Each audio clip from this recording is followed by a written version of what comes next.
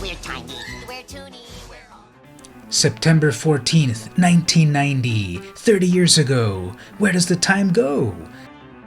I was 12 years old and in middle school. That year, a TV show debuted that captured my imagination. It was funny, it was well drawn, it was filled with relatable characters, from the shy nerdy kid, to the class clown looking for attention, to the love-sick boy-crazy girl, to the mean bully with deep pockets, and of course, Mr. Popular, teaching you about dating in the 90s, your first job, and playing soccer with your pet dinosaur. Yes, Tiny Toon Adventures.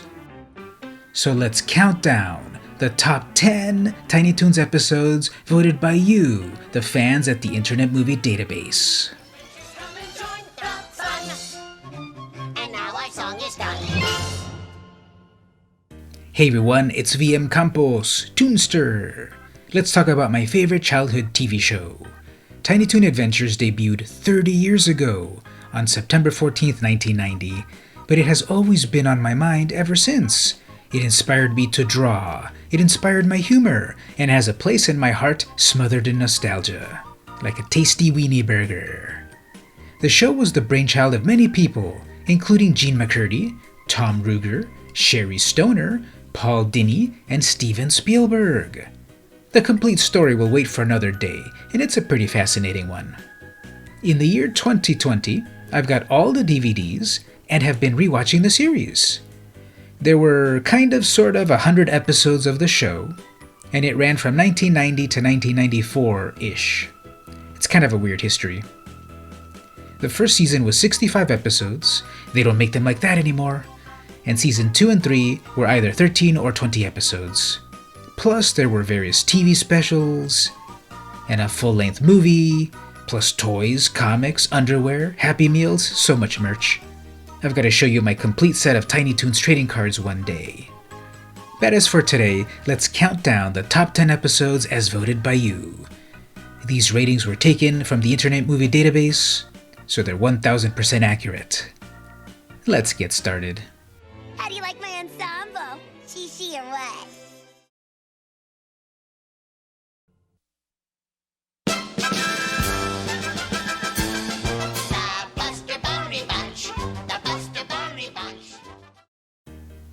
Number 10, The Buster Bunny Bunch, debuting on September 20th, 1990. This episode has 3 different storylines, plus a sort of like wrap-around segment, with an imitation of the Mickey Mouse Club. The first story features Buster Bunny as he tries to impress Babs Bunny, no relation, because he thinks that girls are only interested in one thing and it's freaking disgusting. So Buster tries to pump iron. He tries to get some help from Arnold the Pitbull. It doesn't quite work out, but it's no problem. Babs still loves him however he is. The second story is pretty funny. It features Karma Gone Awry. Dizzy Devil is having lots of fun squashing bugs in a gleeful rage, but Shirley the Loon basically curses him into living the life of a bug, so that he knows what it's like to be one of the little people. Hilarity ensues. And lastly, Babs Bunny does some devastating impressions of all of her friends and enemies, and actually loses her a lot of friends. Revenge is a dish best served cold, and Babs seems to have learned her lesson, probably. Not really. Okay, I promise not to ever make fun of my friends again.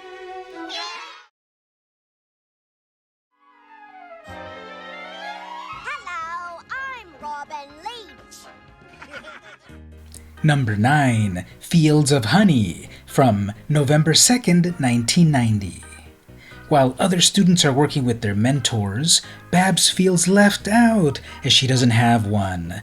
And if you think back, a lot of the famous Looney Tunes characters were male, and Tiny Toons characters were showing the younger versions of those characters, and there quite wasn't the female version of Babs Bunny. So this inspires her to search for a mentor, and in the process comes along Honey, an obscure female character that is reminiscent of Babs' personality. Now, spoiler alert, I wasn't actually able to get the footage of Fields of Honey, so what you're seeing here is Henny Youngman Day, episode 74, animated by Star Toons. Star Toons is one of my favorite animation studios that worked on Tiny Toons. Even though Tokyo Movie Shinsha is the most famous studio that worked on Tiny Toons, I always liked Star Toons as well. I liked the way they drew the various characters, gave them the squash and stretch, and their expressions. They usually animated only pieces of episodes, but here they had one of their own full-length ones, and it was very enjoyable. Tonight at 8. Trust me. Isn't that what Custer said?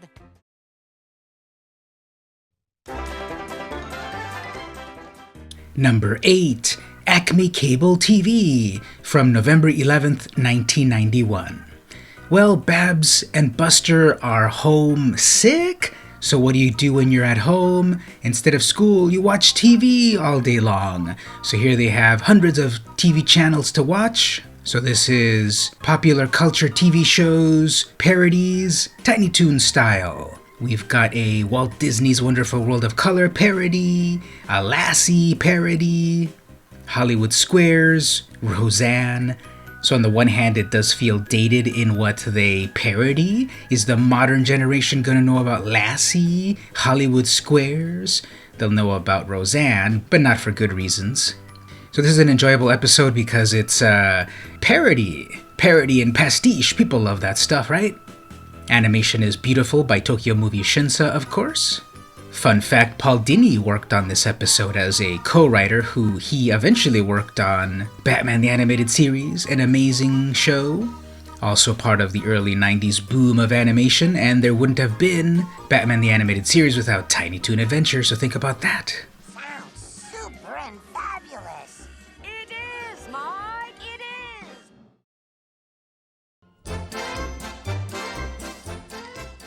Number 7, The Looney Beginning, from September 14th, 1990. Hey, that was exactly 30 years ago as of the publication of this video. Yeah, the very first episode of Tiny Toons, the one that started it all, the one that reawakened the dormant Warner Brothers Animation Studios, the one that has given us the many DC movies of nowadays, the one that launched many careers, Charlie Adler, Tressa MacNeille, Joe Alasky, Cree Summer, etc., etc., etc. The very first episode introduced everyone, the young Toonsters, how they're sort of like the next generation of the classic characters, the whole concept of Acme Acres and the Looniversity, where they all learn to be funny. This episode is interesting because it was animated by one of the most hated animation studios of the day, Kennedy Cartoons. Their style of animation was often pretty weird. It was very mannered in the ways that they moved and were too bouncy, and they did this weird dance. So this episode actually had multiple animation studios cleaning up the mess that Kennedy made. Throughout the run of the series, Kennedy would make a few more episodes, and many more times they would have to have their stuff fixed up by other, more capable studios. There's still a special place in my heart in this episode, of course. I remember meeting Babs and Buster Bunny when they were first animated by the nameless animator who never came back, voiced by Frank Welker, who also voiced all the characters of the old school days, like on Scooby-Doo and the Hanna-Barbera cartoons. And we're introduced to all of the main characters, their motivations, who they are. So it was a great way to start the series, but they did stray from the premise in future episodes for whatever reason. It was a mixture of, is this in real life? Are they actually pretending? Are they really going to school? And they mentioned in some episodes like, yeah, I read the script and I'm not in it, and like fourth wall breaking and so forth. But anyway, this was a great way to start the series 30 years ago.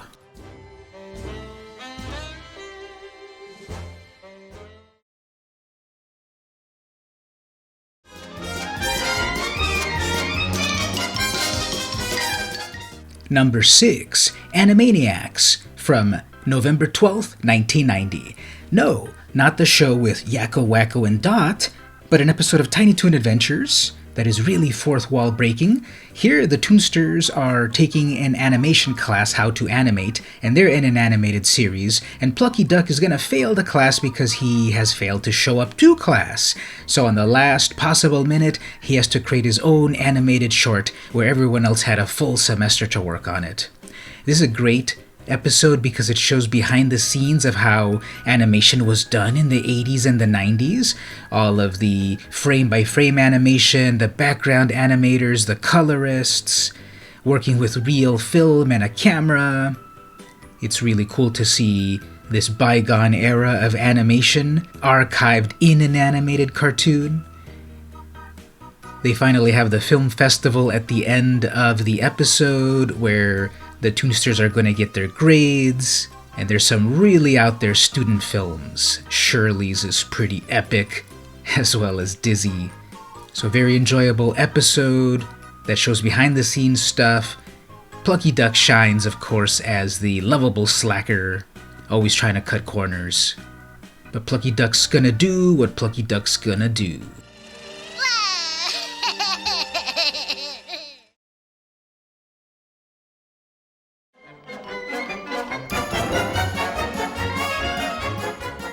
Number 5, Citizen Max, from October 16th, 1990. Now, Tiny Toons ranged from episodes that were broken up into mini segments to full-length episodes. They ranged from topical, pop culture, to vintage things. And this is an example, because this is a parody of Citizen Kane, the classic Orson Welles movie. And this is another example of, are kids gonna get this? The show was obviously made by grown-ups, and here they are parodying and giving an homage to oftentimes what is regarded as the best American movie ever made, Citizen Kane, but they're putting the Tiny Toons characters into it. They're also showcasing one of the series' villains, Montana Max, his origin story. Again, however, that is straying from the origin of what was established in the Looney beginning, so which of these is actually true? But I enjoy this episode because, again, it can show the range of what Tiny Toons could be. Straightforward slapstick, pop culture homage, or some sort of mashup. You'll get a lot of enjoyment if you know what the original movie, Citizen Kane, is all about. But even if you don't know the source material, the episode stands on its own. My fellow lunatics, I'm here to say only one thing. Thank you for your support, for your votes, for your tomatoes, huh?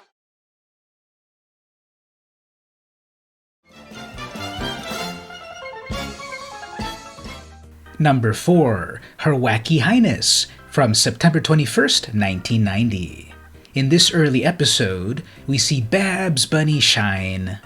This episode is all about her and how she is the unstoppable force of comedic nature. Now that gets her in trouble because instead of paying attention in class, she's busy making fun of everyone. And sometimes that gets on people's nerves, especially the teachers, because they're there at the Looniversity to learn how to be funny, not to goof off in class. So she just can't help herself. She's either goofing off, daydreaming, or wishing to be anywhere else but school. She gets kicked out of class, sent home. So what does she do? She runs away from home. She goes over to Wacky Land, where everyone will surely understand her. She finds the denizens of Wacky Land even wackier than her, and she can't quite take it, and she learns a valuable lesson. Everything in moderation, even comedy. This is another beautifully animated episode by Tokyo Movie Shinsha. And if you look at the top 10 list, pretty much every episode is from TMS. They really were the gold standard of animating Tiny Toon Adventures episodes. TMS also later animated Animaniacs and various other Warner Brothers shows. Self-control is my middle name. I thought it was Anne.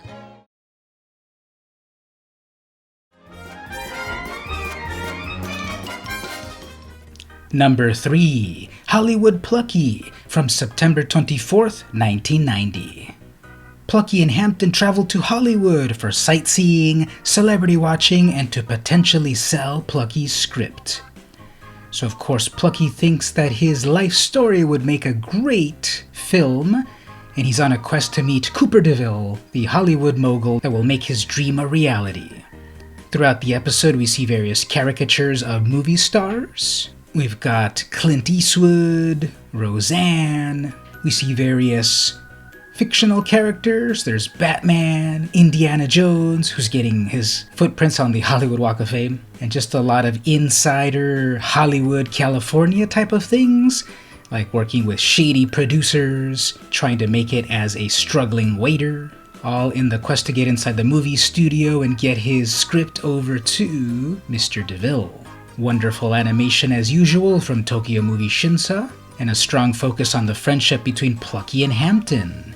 Rest in peace, Don Messick. Rest in peace, Joe Alaskey. Both of these voice actors have passed on. Mr. Messick back in the late 90s, and Mr. Alaskey in the last 10 years. Don Messick actually voiced characters for decades, going back to the times of Johnny Quest. He was Dr. Quest. Leroy Jetson, and more. This was his last voiceover work on Tiny Toon Adventures. He will be missed. And Joe Alaskey, I saw him at San Diego Comic-Con a few years ago, doing voice work. He was amazing, of course. They will both be missed. However, Tiny Toon Adventures is a great part of their legacy.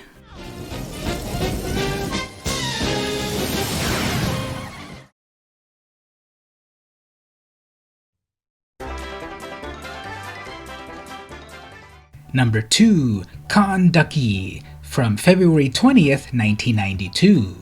Now here's a Season 2 top episode. Everything we've seen so far has been from Season 1. Does that mean that Season 1 was better? Not quite sure, probably not. After all, there were nearly 100 episodes of Tiny Toons to choose from, so picking only 10 of them will whittle it down a lot. Okay, this cartoon is pretty interesting. If you don't know the source material, it's still an enjoyable cartoon. If you do know the source material, it's an interesting take on things. So Thor Heyerdahl, the real-life explorer, sailed the seas in 1947 to prove that ancient humanity could traverse long distances across the ocean in primitive boats. So that was something that happened in the real world. This is a parody of that in that we've got Pluck Heyerdahl, and he's going to prove that ducks sailed to Salinas, California, not migrated. So it's a parody of a real-life event, but it's also a parody of a movie from 1950 about the exploration. And there's some fourth wall breaking humor throughout as they show themselves making the documentary. So it's like meta on a lot of levels. I remember having my own fascination back in the day about Thor Heyerdahl and his exploration on the Kon-Tiki, and so here was Tiny Toons' version of it all. I can't stand it anymore! I said I'd accomplish this journey in 21 days!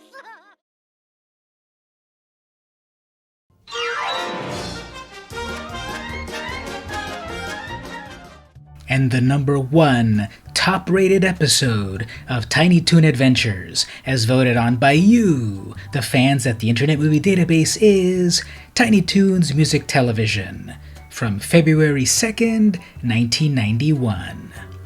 I think this really is a great episode. It is one of their first musical parody episodes. Basically, it's Tiny Toons' version of MTV, back when they played music. And these are various songs from a variety of artists, some known, some less known. We've got Aretha Franklin and her song Respect. We've got Barrett Strong's Money, That's All I Want. And the most famous of all, perhaps, is the 2 They Might Be Giants songs, Istanbul, Not Constantinople, and Particle Man. The animation syncs expertly with the music. Once again, wonderful Tokyo Movie Shinsa animation. So this is a great episode that ties together music plus animation in an expert way. It is the number 1 highest voted episode of Tiny Toons on IMDb, as voted by the fans. I would agree. I like the early 90s nostalgia of it all in Buster and Babs' outfit. Cameo appearance by Julie Bruin, voiced by Julie Brown, and even a vintage Fantasia's Sorcerer's Apprentice type sequence. All in all, a definite winner in the race for the #1 Tiny Toons episode of all time.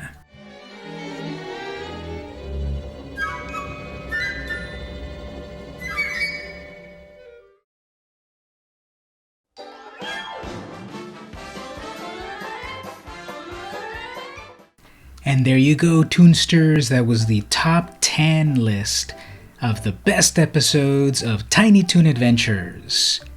This is a classic series that debuted 30 years ago.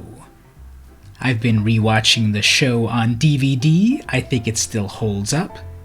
Animation quality varies, but of course if you stick with the TMS episodes, you won't be disappointed.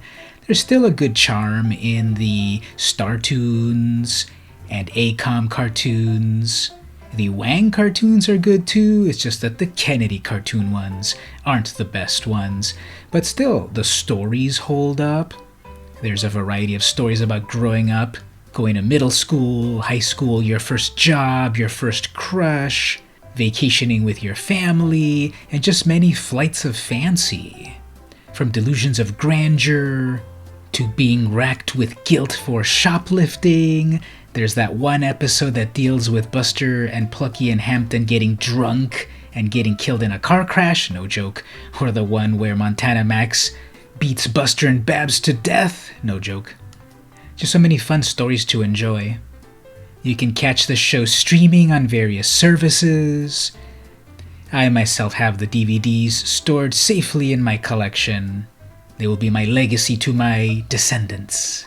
Gather round, kids, let me tell you about a great show from 50 years ago, Tiny Toon Adventures. Eat your heart out.